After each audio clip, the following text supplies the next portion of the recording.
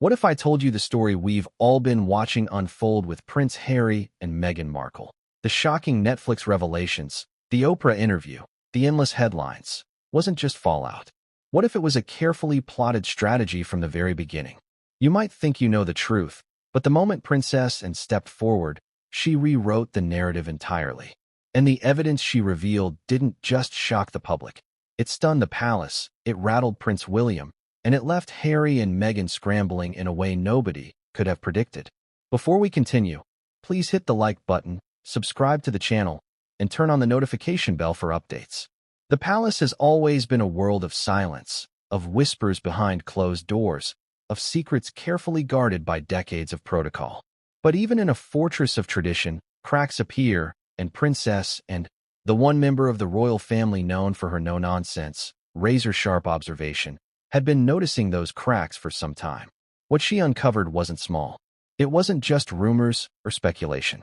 It was proof that Harry had been leaking private information about the palace, about Prince William, and about sensitive family matters long before the world ever saw a Netflix documentary or a televised interview with Oprah Winfrey. Think about that for a moment. Leaks, long before the supposed break from the family, was public. Evidence of premeditation. A plan unfolding under everyone's noses. And the person who saw it first?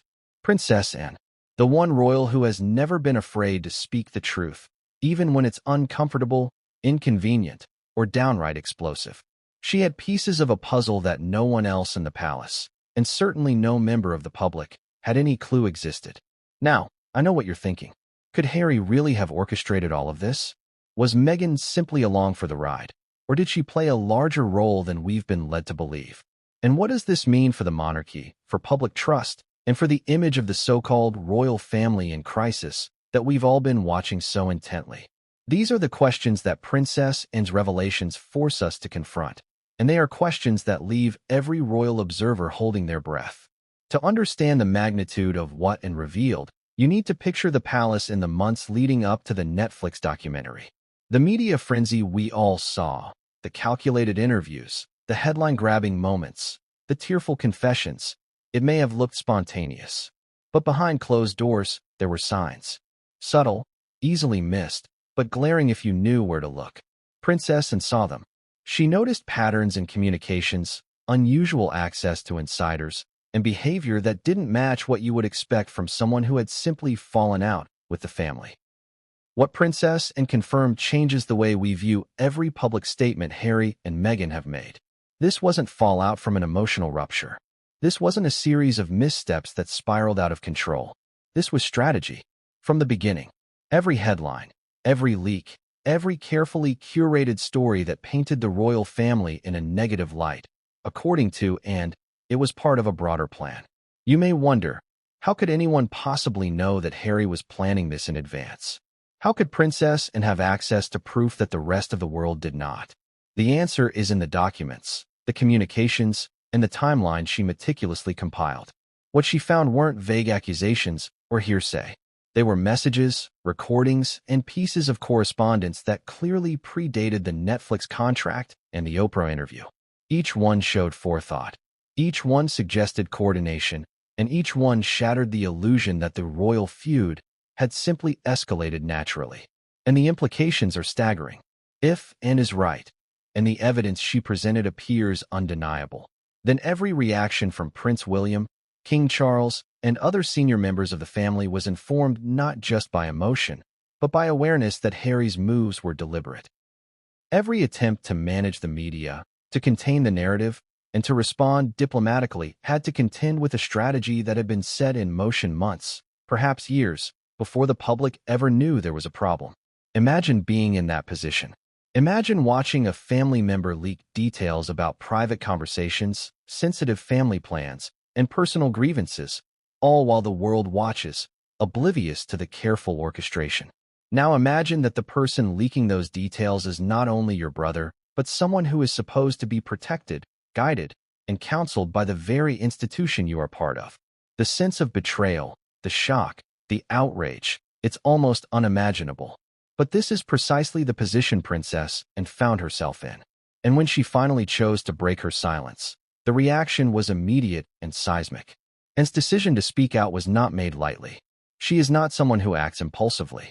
Every word she shared, every piece of evidence she presented, was calculated to expose the truth without undermining the dignity of the monarchy entirely.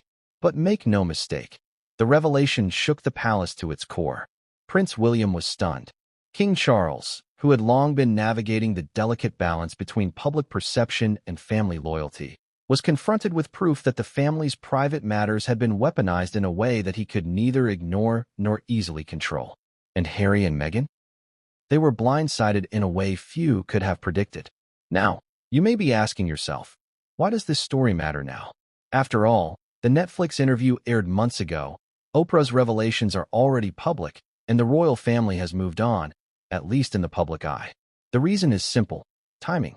Princess Anne waited until she had everything in place, until she had proof that could not be denied, until she could deliver a revelation that would not just shock the public, but also force a reckoning within the palace itself.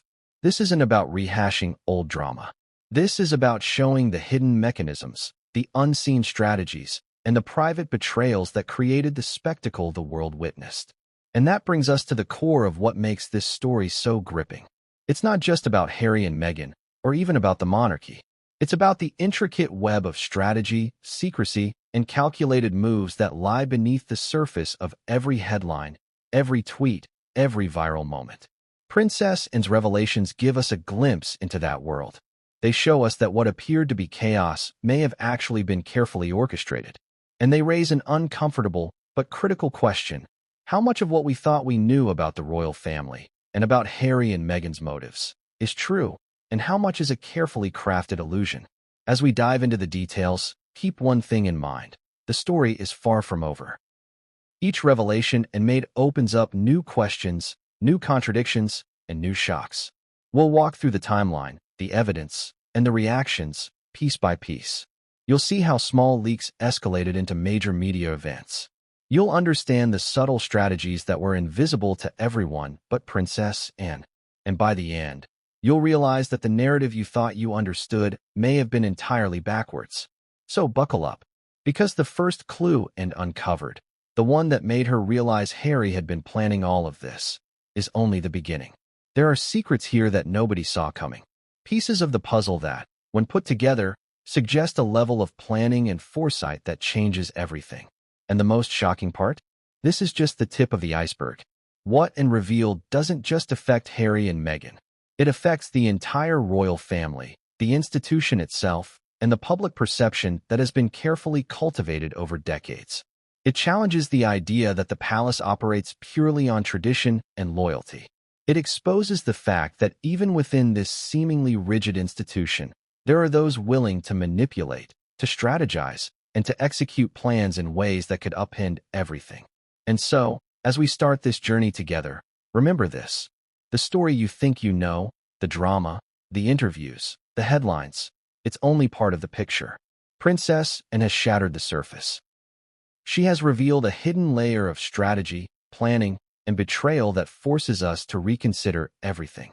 The question now is, what happens when the public, the media, and the palace itself confronts the truth? And more importantly, how will Harry and Meghan respond when they realize that the silent observer, the one royal who never misses a detail, has finally spoken? But what came next would change everything, and no one saw it coming. Could anyone have predicted it? Could the palace have seen this coming? The answer is no, at least not in the way most people imagine. From the outside, it looked like the drama erupted overnight. The world tuned in to Oprah's interview, to Netflix's explosive series, and the shockwaves spread like wildfire. But Princess Anne had been watching long before the cameras, long before the headlines, long before anyone thought Harry or Meghan could orchestrate such a spectacle. It started subtly, little things that most of us would have ignored, brushing them off as coincidences or minor frustrations. A phone call that was a little too secretive. A message that seemed innocent but contained phrases that only made sense in the context of the palace's inner workings. A leak here, a hint there, and Princess Anne, known for her precision and keen eye, noticed patterns where others saw chaos. Have you ever had that gut feeling that someone is hiding something? That sense that events aren't random, that the story you're being told isn't the story that's really happening? That's what it felt. Every move, every statement Harry made, every calculated smile in public events, it all added up. And yet, the world outside didn't see it. They saw a prince in pain, a duchess misunderstood, and a palace struggling to contain fallout. But, and knew something far darker. This was no emotional spiral. This was a plan. Weeks before Netflix announced their deal, and noticed it. Small interactions between Harry and his close aides, discussions about public perception, and what seemed to be strategic trial balloons in the press. A casual mention to a journalist that painted the family in a certain light. A leak that hinted at private disagreements with William. On their own, these incidents could be dismissed. Taken together, they were unmistakable, and began to trace a timeline. She dug into the correspondence, reviewed palace memos, and talked quietly to trusted aides. What she discovered was astonishing. Harry had been setting the stage for months. The leaks weren't spontaneous. The carefully crafted narratives we saw on Netflix and in the Oprah interview were the culmination of long-term planning. He wasn't reacting to palace tensions. He was engineering them. It's hard to imagine this. A prince, raised in the heart of the monarchy, plotting against his own family? A sister-in-law, the public adored Meghan, knowingly or unknowingly involved in this strategy. And silent but observant, witnessing every subtle move, compiling evidence that could blow the entire narrative wide open. Can you picture the sense of betrayal she must have felt? Not just as a royal, but as a family member who had watched Harry grow up, who had protected and guided him in countless ways. The evidence began to take shape in Anne's mind. She remembered specific instances that, at the time, seemed minor. A comment Harry made at a private function that was later quoted in the press. An offhand remark about William that became a headline months later. A supposed casual leak that conveniently aligned with a media cycle. At first glance, these might seem like coincidences. But Anne knew better. She could see the architecture behind it. She asked herself the question everyone watching might ask. How far back does this go? How long has Harry been planning to shift public perception in his favor? And if this was strategy, what was the endgame? More importantly, what could she, as a member of the family and someone with access to the inner workings, do about it? And had always been methodical. Unlike other members of the royal family who might respond impulsively, she measured her words and actions carefully. She didn't want a confrontation. She wanted clarity. She wanted proof. And most of all, she wanted to understand intent. Because knowing someone's plan is one thing. Understanding why they're willing to execute it, to manipulate, to leak, to weaponize family trust, is another entirely. It wasn't long before Anne's patience began to pay off.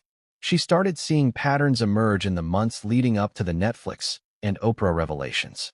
Private correspondences, messages from aides, and even casual social media slips that aligned perfectly with the narrative Harry and Meghan were building publicly. What shocked her most was the audacity. Not only had they thought through the leaks, but they had anticipated public reaction, media framing, and even the palace's likely countermeasures. Every move had been calculated, every misstep accounted for. Think about that for a moment. Imagine orchestrating a media storm that would captivate the world, reshape public perception, and leave your own family scrambling to react, all while maintaining the appearance of being blindsided. It's cinematic. It's audacious. And it's exactly what Anne realized had happened. But here's the kicker. Even with all of her experience, Anne could not have predicted the emotional impact this revelation would have.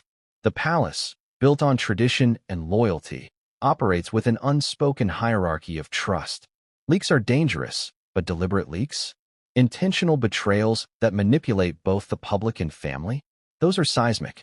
And Anne, holding the pieces together in her mind, began to realize the full scale of what had been done. Yet she had to proceed with caution. Speaking out recklessly could backfire, alienating allies and creating chaos. So she observed, documented, and waited for the right moment. The calm before the storm wasn't a pause. It was a preparation, and she knew that when she finally spoke, the world would listen. During this period, tensions within the family were palpable, even if the public couldn't see them. William noticed the subtle shifts in Harry's behavior. Charles sensed unease and wondered if there was more to the story than simple family friction. Staff began to notice inconsistencies, messages that didn't align, conversations that seemed to predict public headlines before they aired. But none of them could piece it together fully. None of them realized the storm had been brewing for months. Only Anne did. And that brings us to a crucial point. The calm before the storm is often invisible to the outside world.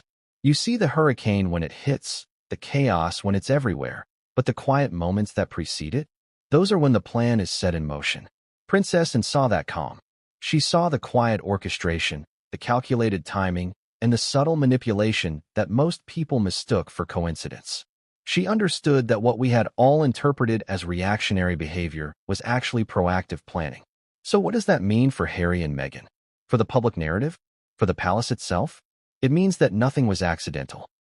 It means that the heartbreak, the drama, and the scandal we watched unfold was not merely the product of family tension. It was a performance, and had been sitting in the front row, watching the script unfold page by page, note by note, leak by leak. And yet, even knowing this, Anne remained composed. She didn't act impulsively. She didn't call the press. She didn't leak her own statements. She observed. She documented. And she waited. Because when the right moment arrived, the moment when proof could not be ignored, her voice would carry weight. Her revelations would shock, stun, and leave the palace scrambling in ways they hadn't anticipated. But what made the calm before the storm even more chilling was the realization that the strategy had depth. The leaks, the narratives, the media appearances, they weren't just designed to hurt the palace. They were designed to protect Harry and Meghan's image while eroding the credibility of William, Charles, and even the institution itself. It was a chess game, with each move calculated, each consequence anticipated, and each pawn, including the public and family members, positioned for maximum effect. Anne's observations weren't just personal or emotional, they were strategic. She could see the long-term implications of each action. Public trust, family reputation, and media perception were all in play. The plan was meticulous, almost surgical in its execution. And the most shocking part?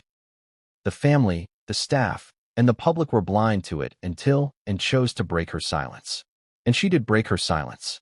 But what came next, the revelation itself, would change everything. The evidence, the statements, the timeline she revealed, shocked not just Harry and Meghan, but the entire royal family. It wasn't just about leaks anymore. It was about strategy, about planning, about a calculated attempt to control perception and rewrite history before anyone had a chance to stop it.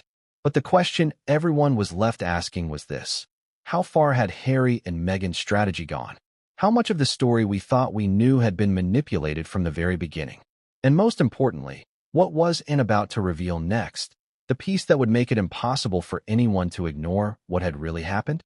How far would you go if you suspected someone close to you was secretly undermining your family? If the very person you trusted had been quietly plotting, while the world applauded them as a victim or a hero? That's exactly the position Princess Anne found herself in. She had observed patterns, collected subtle hints, and seen the calm before the storm. But the question now was clear.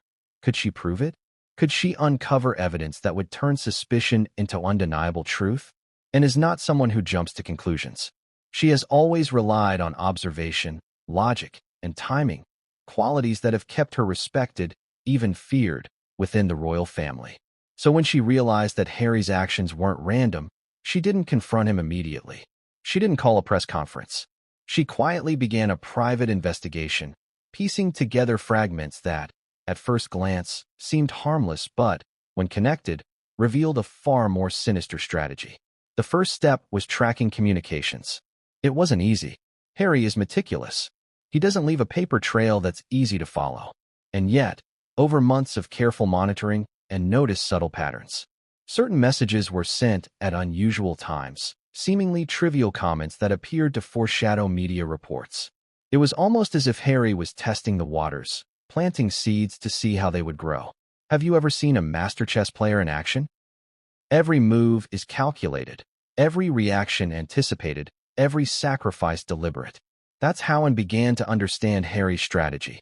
Even small leaks were deliberate, timed to create maximum impact. The casual remark he made to a journalist months before the Netflix series?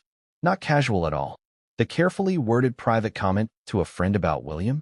That friend would later be quoted in a headline that set off weeks of media speculation. Every seemingly random act was part of a script, and Anne was now the only person who could see the full screenplay. To confirm her suspicions, Anne had to go deeper. She started speaking discreetly to aides and insiders, those who had witnessed Harry's behavior firsthand. Many were hesitant to talk.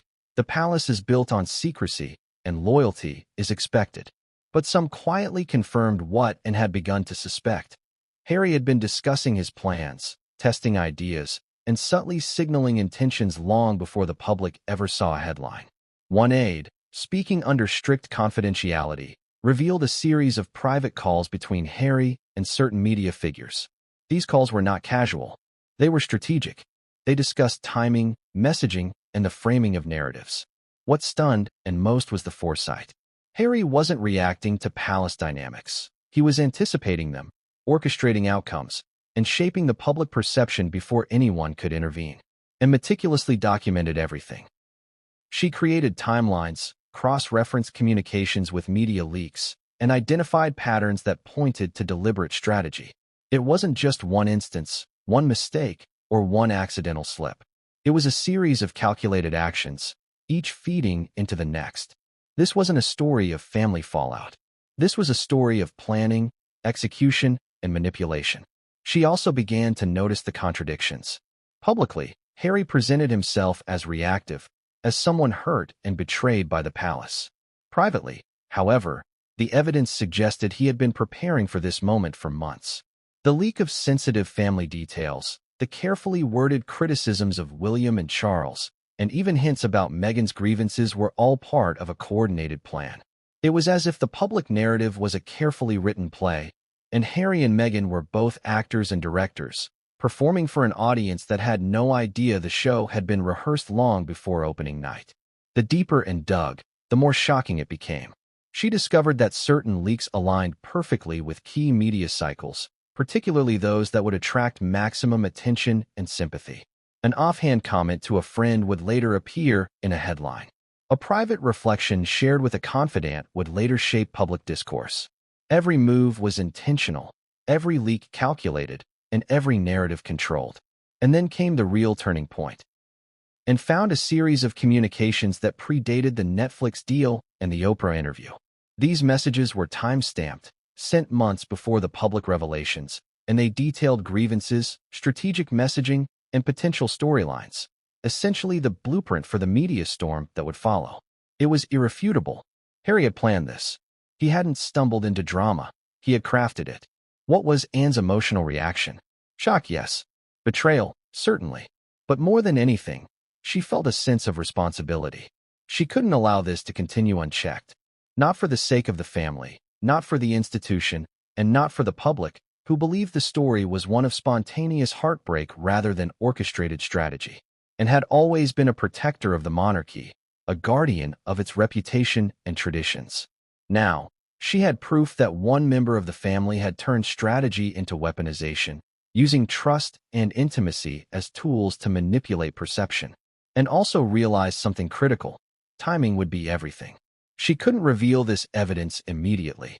Doing so would trigger a public storm that could backfire on the family and potentially put Harry and Meghan in an even more advantageous position. Instead, she needed the perfect moment, one where the evidence would be undeniable, the timing optimal, and the impact maximal. And she found it. Not through luck, but through patience, observation, and a clear understanding of how the media and the palace functioned. She began quietly coordinating with trusted aides, compiling the communications, and preparing a timeline that, once revealed, would leave no room for denial.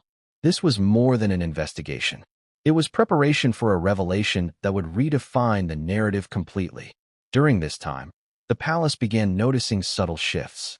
William, already wary of media manipulation, sensed that something was off. He didn't know what and knew, but he could see the signs. Charles, too, began to notice inconsistencies in Harry's stories, discrepancies between private discussions and public statements. Staff whispered quietly to one another, puzzled by the seeming disconnect between events inside the palace and the narrative playing out in the public eye. And, however, kept her focus. She understood that power lies in information, but true power lies in timing. The evidence alone wasn't enough. How and when she revealed it would determine its impact. She meticulously reviewed every piece, every timestamp, every message, and every public statement. She cross-referenced them, checked inconsistencies, and created a timeline that would leave observers stunned. What and ultimately realized was that Harry's strategy wasn't just about controlling the narrative. It was about shaping perception to such a degree that any response from the palace would appear reactive, defensive, or even hypocritical. The public would see him as the wrong party. The family would be seen as out of touch. And the media, trained to follow drama and controversy, would amplify every carefully constructed moment. And yet, despite the depth of the strategy, there were cracks. That's what it focused on next: the mistakes, the oversights, and the inconsistencies. Even the most calculated plans leave traces. Even the most strategic moves create opportunities for discovery. And found them. Small slips, minor contradictions, and private acknowledgments that, when pieced together, revealed the full picture. The strategy that Harry thought was invisible was anything but. The stage was set for and to act. She had evidence. She had insight. She had timing. And most importantly, she had the courage to speak. She was no stranger to breaking silence. Throughout her life, she had confronted difficult truths, challenged convention, and stood firm when others hesitated. This was no different, except now, the stakes were higher than ever. The world was watching. The family's reputation hung in the balance. And Harry and Meghan's carefully curated narrative was about to collide with undeniable truth. But just as she was preparing to reveal her findings, and discovered something even more shocking. A hidden layer of the plan that nobody had anticipated, not even the family. Something that suggested Harry and Meghan had not only leaked information and manipulated media narratives, but had orchestrated certain events to mislead allies, create confusion, and protect themselves while controlling the story. And that's when I knew the storm was truly coming. The quiet observation, the meticulous investigation, the hidden strategy she uncovered, all of it was about to be exposed. The calm before the storm had ended.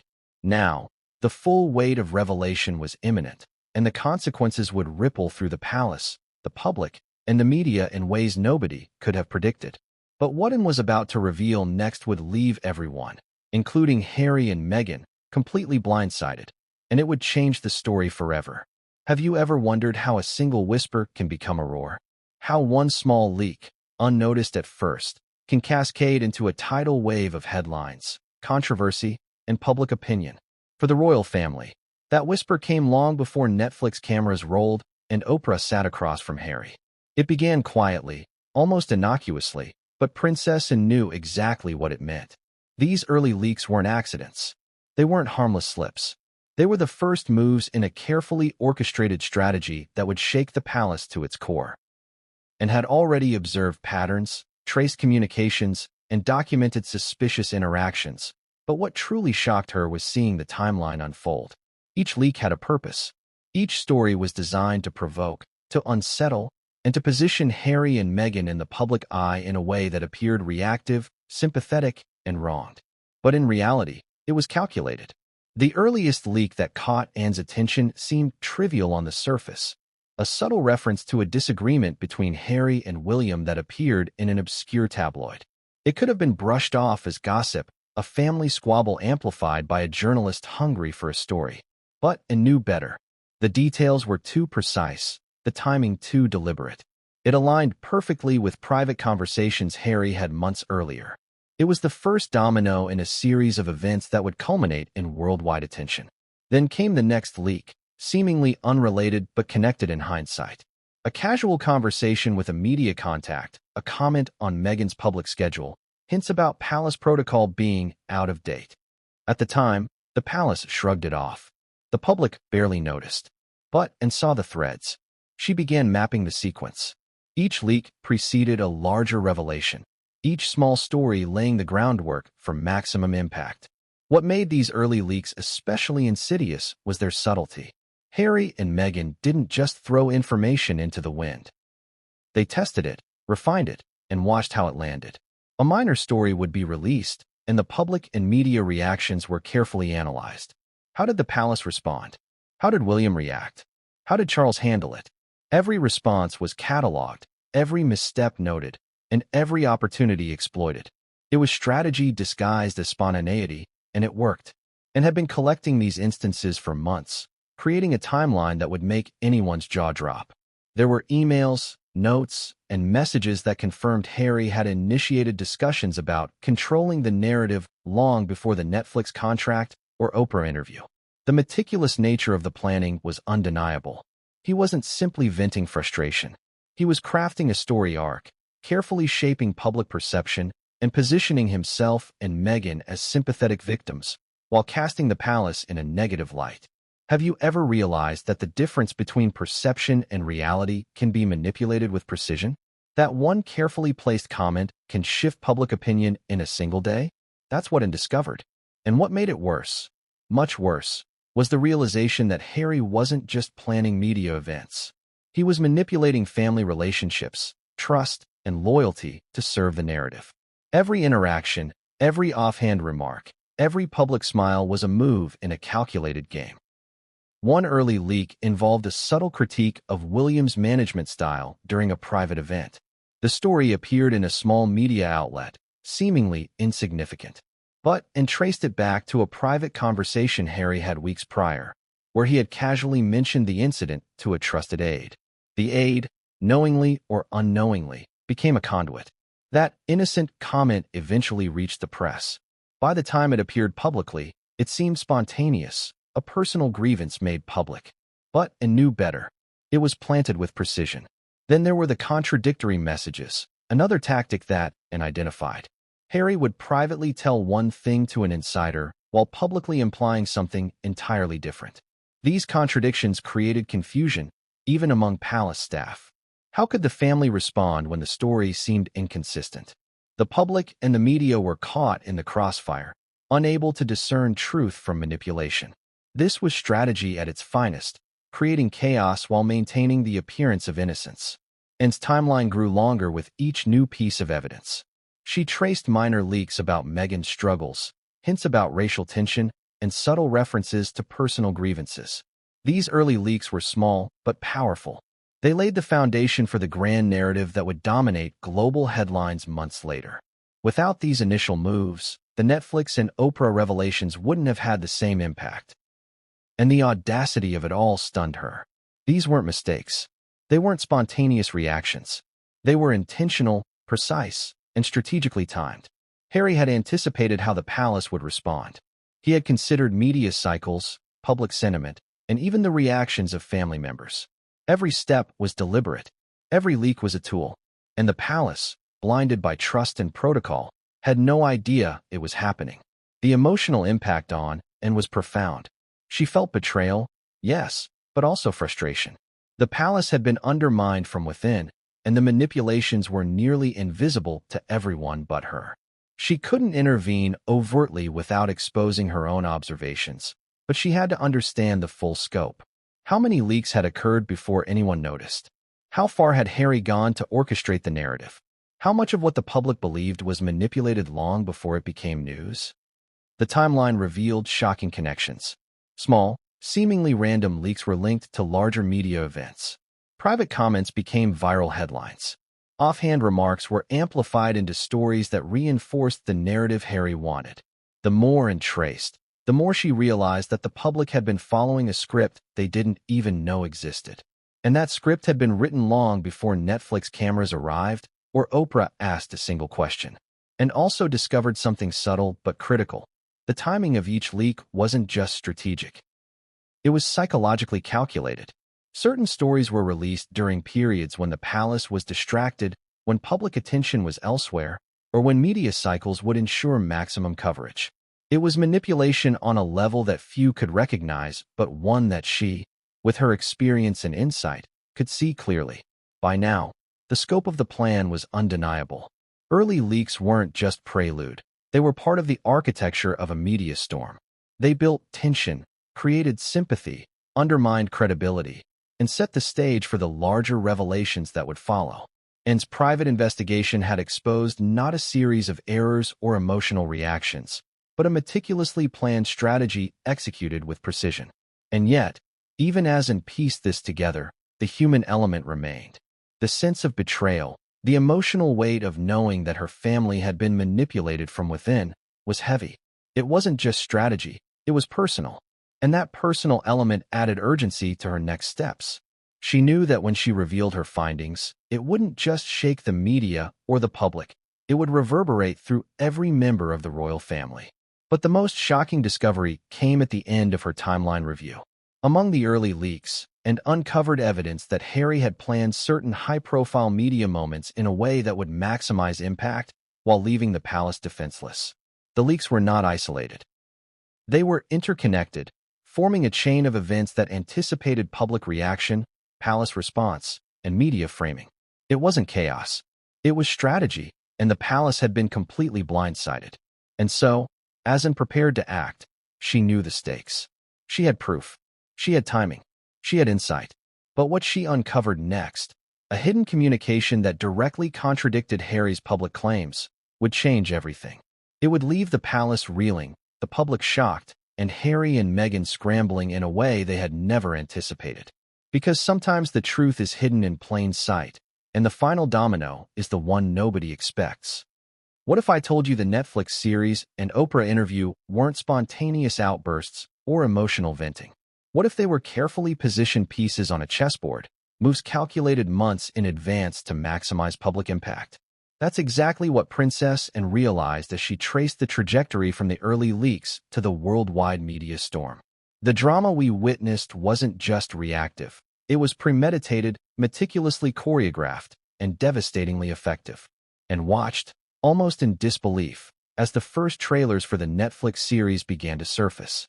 On the outside, it seemed like the world was about to witness raw, unfiltered truth. But Anne, armed with her timeline, knew that the stage had been set long before cameras rolled. Every moment of public vulnerability was built on a foundation laid in those early leaks, those subtle manipulations, those private conversations that nobody else could see. This wasn't just storytelling, it was strategy. Think about the domino effect. One minor leak, a hint about family disagreements, snowballed into headlines that the palace could not control. Then came the next, and the next, each one amplifying the previous one, each one laying the groundwork for the grand media reveals that were to follow. The Netflix series didn't emerge in isolation. It was the culmination of months of preparation, precision timing, and, crucially, manipulation of perception. And realized she wasn't just witnessing fallout. She was witnessing the apex of a calculated plan. The Oprah interview was a masterstroke. On the surface, it appeared as an intimate, emotional conversation meant to reveal the truth about the royal family. But Anne's investigation revealed a pattern. Harry and Meghan had meticulously timed the interview to capitalize on maximum global attention, aligning perfectly with public sentiment and media cycles. Every question, every pause, every anecdote was delivered with precision, crafted to elicit empathy, shock, or outrage. This wasn't happenstance. It was strategy unfolding like clockwork. Anne's insight went deeper than timing. She noted how each media moment reinforced the previous narrative while preemptively disarming potential palace responses. For example, comments about alleged racial tension were strategically framed to appear as spontaneous disclosures. Yet private communications showed that Harry had considered the public impact of these revelations weeks in advance. He was shaping perception before anyone else had the chance to respond. It was an audacious game, and saw how Harry had anticipated potential pitfalls, predicting how journalists, commentators, and even royal advisors would react. Every leak, every media moment, every interview built upon the last, creating a chain reaction that left the palace constantly on the defensive. Public empathy surged in favor of Harry and Meghan, while internal skepticism and concern were rendered almost invisible to the outside world. The dominoes were falling exactly as Harry had envisioned. And yet, Anne noticed contradictions that no one else seemed to see. The narrative Harry and Meghan presented publicly often clashed with private evidence, inconsistencies that suggested a careful orchestration rather than organic storytelling. The public saw raw honesty and saw design. What appeared as heartbreak and betrayal were in fact calculated moves intended to maximize damage to the palace and shape global perception. Anne's emotions were conflicted. On one hand, she felt disbelief at the audacity of such strategy. On the other, she felt urgency, a need to act before the plan reached its ultimate crescendo. The Netflix and Oprah domino effect was only part of the picture. Beneath the surface, hidden layers of strategy were still at play, subtle manipulations that the public couldn't see. It was a chess game, and had been watching every move from the sideboard, documenting each piece, each timing, each intention. The stakes were enormous. The monarchy itself was at risk, not just reputation, but trust, credibility, and authority, and realized that if Harry and Meghan's narrative went unchallenged, it could reshape public perception permanently. The royal family's carefully maintained image, cultivated over centuries, was vulnerable to a sustained and meticulously crafted campaign of storytelling. One key revelation from Anne's investigation involved timing. Certain episodes of the Netflix series were released in sequence to coincide with media cycles, ensuring maximum impact. The Oprah interview was strategically timed to amplify shock value, following weeks of smaller leaks and media hints that primed the public for emotional response, and identified each calculated step, each domino, and how the orchestration ensured that every palace response would appear reactive rather than proactive. And there was more. And uncovered evidence suggesting that Harry had coordinated with key media allies, intentionally planting stories that would reinforce his intended narrative. These early seeds, seemingly innocent at first, blossomed into explosive revelations, creating a feedback loop in which media coverage validated the narrative Harry had constructed. It was psychological engineering on a global scale. But the psychological element wasn't just for the public, and realized that family dynamics had been manipulated to the same degree. William, Charles, and others were consistently reacting to situations Harry had carefully staged. Every denial, every clarification, every private discussion within the palace played right into the narrative Harry and Meghan had built, leaving the family perpetually one step behind. It was as if the dominoes weren't just falling. They were falling exactly where Harry intended, with and as the only observer who could see the full design. The domino effect reached its zenith during the Oprah interview, and had anticipated the public frenzy, but even she underestimated the global intensity. Every revelation, every emotional pause, every carefully framed confession was amplified by a public already primed by the months of leaks. The cumulative effect was staggering. Sympathy for Harry and Meghan soared. Questions about the monarchy's credibility multiplied, and the family found themselves navigating a storm they had not anticipated. Anne's meticulous tracking of the sequence revealed something even more unsettling. Some leaks and narratives were designed to preemptively discredit palace statements, ensuring that any defense would appear defensive, insincere, or even hypocritical. It wasn't simply about telling Harry and Meghan's story. It was about controlling the counter-narrative before it could emerge. The dominoes weren't just falling. They were being positioned in a way that made the palace's moves appear reactive, chaotic, and defensive. The emotional stakes for and were intense. Watching this play out, she recognized the scale of deception and strategy and the depth of planning involved. This wasn't just a media battle. It was a deliberate reshaping of public perception. The more she uncovered, the more she realized the extraordinary lengths Harry and Meghan had gone to ensure maximum impact. The carefully orchestrated domino effect was breathtaking in its precision, audacity, and consequences. But even as the public witnessed the shockwaves of the Netflix series and Oprah interview, and knew there was more, hidden beneath the surface of every revelation were subtleties and manipulations that had not yet been uncovered, layers of planning that extended beyond what the media and public could see. This was strategy in its purest form, a plan executed flawlessly from months in advance, yet appearing spontaneous to the outside world. And then found the smoking gun, communications and confirmations that tied early leaks directly to the timing and content of the Netflix episodes and Oprah interview. Every narrative, every emotional beat, every revelation had been staged. Harry wasn't reacting. He was anticipating. He wasn't vulnerable. He was strategic. And Meghan's involvement, whether intentional or collaborative, ensured that the dominoes would fall exactly where they had planned. As she pieced it all together and realized the shocking truth, the domino effect wasn't just media manipulation. It was family manipulation. Every move had consequences for relationships, trust, and loyalty within the palace.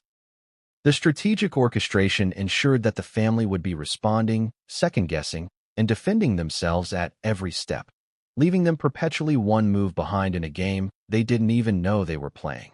And so, as the Netflix series aired and Oprah asked her first question, the domino effect reached its tipping point. The palace could no longer contain the narrative. Public opinion had been shaped, trust had been shifted, and Anne's evidence, quietly documented over months, could now be revealed. But even with all this knowledge, one question loomed. What would Harry and Meghan do next? Because when the dominoes finally fall in a premeditated plan, the last piece can crush everything. And Anne was about to expose that final, devastating piece. Have you ever wondered how a single text, a casual email, or a fleeting private message can change the course of history? For the royal family, those hidden messages became the invisible threads of a carefully constructed narrative, and Princess Anne discovered them. What appeared to the public as chance leaks or spontaneous media stories were, in fact, guided by deliberate, private communications between Harry and select media allies. The magnitude of what she uncovered was breathtaking, and first noticed the pattern in a series of seemingly innocuous messages. On the surface, they looked like standard exchanges, friendly check-ins, casual notes about family events, offhand comments about palace life. But when she cross-referenced these messages with the timing of certain leaks and media articles, the correlation was undeniable. A comment made in a private text would appear days later as a published story. A whispered observation shared with a journalist would transform into a global headline. These weren't coincidences. They were deliberate, hidden messages strategically sent to control perception and orchestrate the narrative. Consider this. A single line in a private conversation could ignite weeks of speculation. The palace doesn't understand our struggles, one message reportedly read. Within days, tabloids ran articles suggesting estrangement, mismanagement, and family tension. Another message casually referenced disagreements between Harry and William over protocol. Within a week, social media and mainstream outlets amplified the story. The power of private communication, and realized, had been weaponized. And dug deeper, tracing communications across platforms, from encrypted messages to private social media interactions. The level of coordination astonished her. Harry wasn't acting impulsively. He was managing relationships, influencing perception, and timing releases with surgical precision. Every message had a purpose, every word a calculated weight. She documented these communications meticulously, creating a timeline that exposed a hidden network of information flow. One that connected private messages to global media narratives in ways few could comprehend. And it wasn't just the content that was shocking, it was the intent. Harry's messages revealed a strategic mind, one that anticipated reactions from the palace, the public, and even the media itself. Some messages were designed to provoke, others to reassure, and some to subtly manipulate palace responses. And realized that the messages were part of a broader playbook, a guide to controlling both narrative and perception long before anyone could see the public impact. The stakes became intensely personal for Anne. Every revelation, every hidden communication, felt like a betrayal. The person she had known all her life, her own family, was orchestrating a campaign that manipulated perception and trust. And yet, even with the emotional weight, she maintained clarity. She understood the importance of documenting each message, each timing, and each outcome. The pattern was undeniable. Harry's communications weren't casual or impulsive. They were precise and purposeful. Some messages went beyond simple coordination with journalists and discovered evidence of prearranged trial balloons, small leaks planted to gauge palace reaction. Harry would send a subtle hint to a journalist, watch the response, and then calibrate subsequent messages and actions to ensure maximum effect. It was psychological manipulation at its finest. Testing, adjusting, and refining strategy with every interaction. And also uncovered contradictions within the messages themselves. While Harry publicly presented himself as reactive and wronged, privately, his communications revealed anticipation and foresight. One text, innocuous at first glance, outlined grievances, narrative strategies, and timing considerations months before Netflix and Oprah even came into play.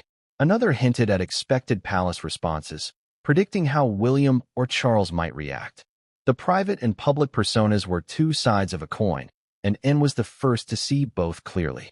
What was perhaps most surprising to Anne was the coordination with media allies. Harry wasn't working alone. The messages revealed an understanding of which journalists, outlets, and media contacts could be relied upon to disseminate information in specific ways. Stories weren't thrown into the wind. They were strategically placed to maximize emotional impact, public outrage, and sympathy. Every leak was curated, every narrative reinforced by private communication networks, and began to piece together the psychological mechanics of the plan. Certain messages were timed to coincide with emotionally charged events, anniversaries, royal ceremonies, or public appearances. The messaging wasn't merely about information, it was about emotion, perception, and narrative framing. By carefully controlling private communications, Harry and his allies were shaping the public's emotional response long before a headline hit the news. And then came the shocking layer. Messages that seemed innocuous to outsiders contained subtle codes and cues. Certain phrases, emojis, or repeated wording acted as signals, ensuring that the story unfolded according to plan. And realized she was observing a form of communication designed not only to influence media coverage, but to manipulate palace behavior as well. It was strategy hidden in plain sight, a series of signals orchestrated with precision, invisibly guiding the narrative's trajectory, and felt the weight of what she had uncovered. This wasn't simply about leaked information. It was about control of perception, control of narrative, control of emotion, and control of outcomes. Harry's private communications revealed the architecture of a campaign that manipulated both public opinion and family response. The audacity, the precision, the strategic foresight, it was breathtaking and terrifying. She couldn't ignore the emotional impact either. This wasn't just a professional strategy, it was deeply personal.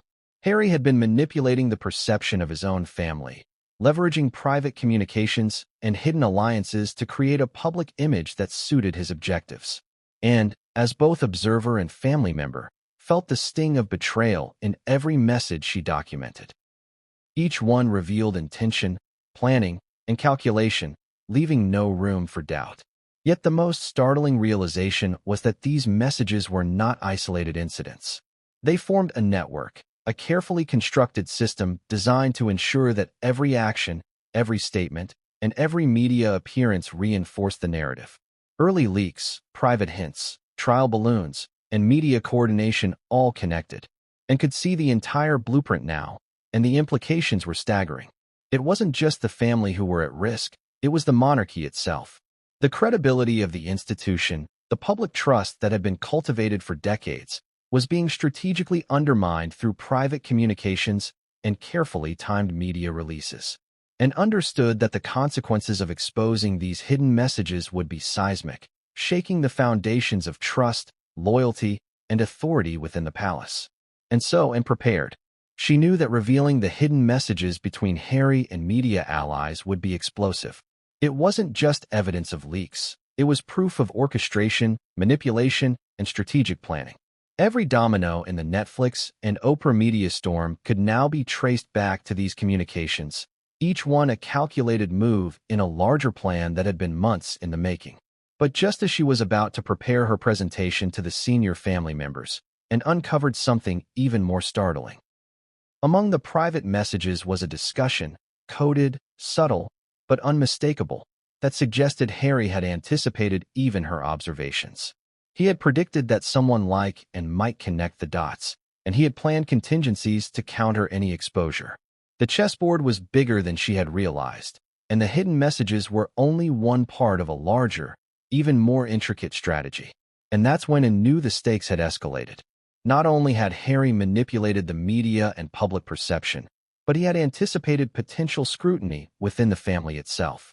The next move she made would not just reveal hidden communications.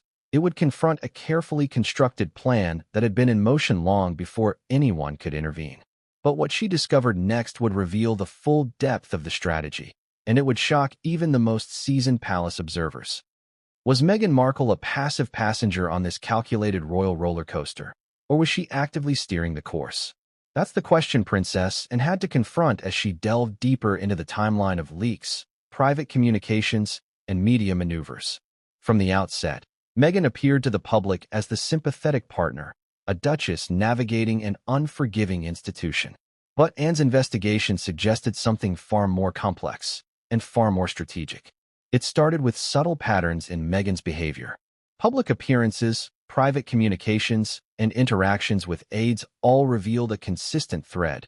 She was fully aware of the narratives being constructed and, in many instances, actively participating in shaping them.